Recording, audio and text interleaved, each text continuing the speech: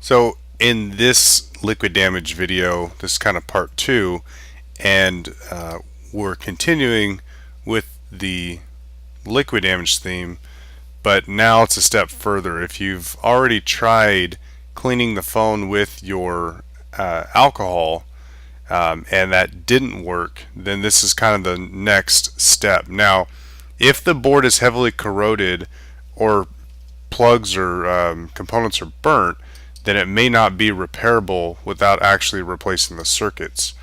We won't cover any circuit repairs in this video, but this is kind of the last effort before either replacing the phone or replacing the board. So the ultrasonic cleaner, couple things to remember with it.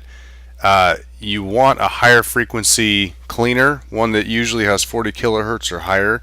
That's going to give it a softer scrubbing action, which is going to be more gentle on the board. Also, you want a ultrasonic cleaner with a sweep action built into it to eliminate static dead spots. If you have this running and you have your board in here and it just sits at one frequency, it can actually damage parts of the phone. It could kill it or render things useless. So you want to make sure you get a sweep function, which gives a variety to the kilohertz. The other thing you want to make sure is that you also get one with a timer and a heat function.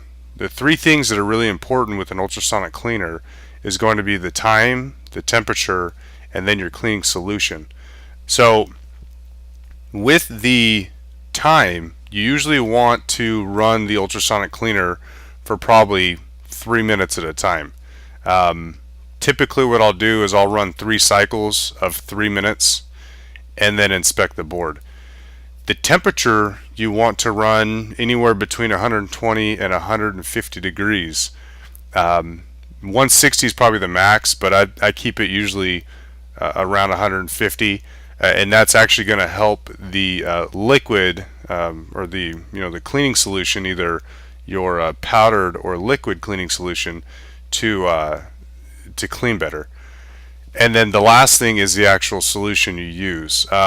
I use a general all-purpose powdered cleaner, but there's a whole variety of different types of cleaners out there, liquid or powder. So you kind of look and see maybe what suits your situation the best. But I do find that a general all-purpose cleaner does work very well.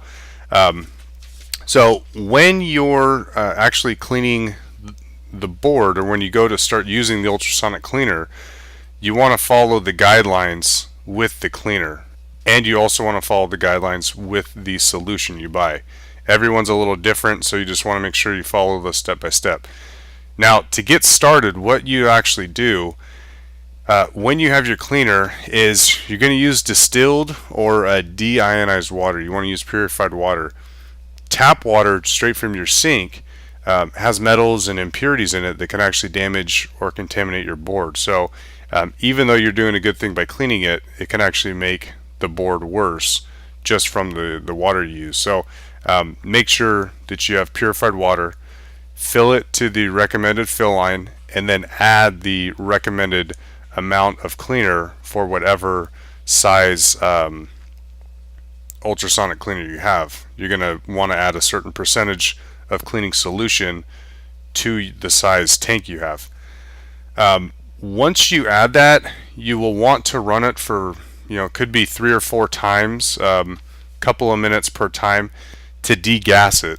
And what that's going to do is actually incorporate all of the cleaning solution within your water.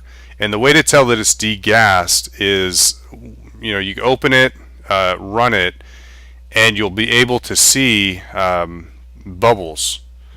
Once the bubbles are no more and it's just the vibration from the ultrasonic cleaner and the water vibrating, then you know that the degassing process is complete. So once you've degassed it, then you can actually take your board, stripped of obviously everything. You want all your caps removed that you can remove. You want all the cables, plugs, cameras, anything that shouldn't be on here. Obviously stickers. You want to remove everything that you can remove, so it's just the board. And then what you'll do is place the board in the solution, close the lid, and run it for, again, 2 or 3 minutes. I'll typically do about 3 different cycles of about 3 minutes. Once it's completely done, you can remove the board and inspect it. And if everything looks to be cleaned, then what I'll do is I'll wrap it in a cloth or a towel or something, and I'll shake the board out to get rid of all the excess water under any of the remaining caps, like these ones that can't be removed, and just get all the water off the board. Once it's completely, I've shaken it out and it's completely ready to go, I'll then put it in either a toaster oven, or you can use your kitchen oven at a lower temperature. I'd say one of the lowest temp settings you could have, maybe 120 degrees or so. And you'll want to basically cook it in there or dry it for maybe 20 or 30 minutes. You can let it sit for longer. It's better to make sure the board is actually completely 100% dry before you go to put it back into the phone. But once you put it back in the phone, you can test it, or if it's still dirty or doesn't work, you can go through the process again of cleaning it in the ultrasonic cleaner and then shaking it out, drying it. When you go to put it back in the phone, obviously you'll want to put the caps back on, replug all the plugs, and put everything back how it was supposed to go. But that's basically the process for the ultrasonic cleaner. Hopefully it works. But the 3 main things to remember is your time, your temperature, and the cleaning solution. So good luck with that, and hopefully you get your phone working again.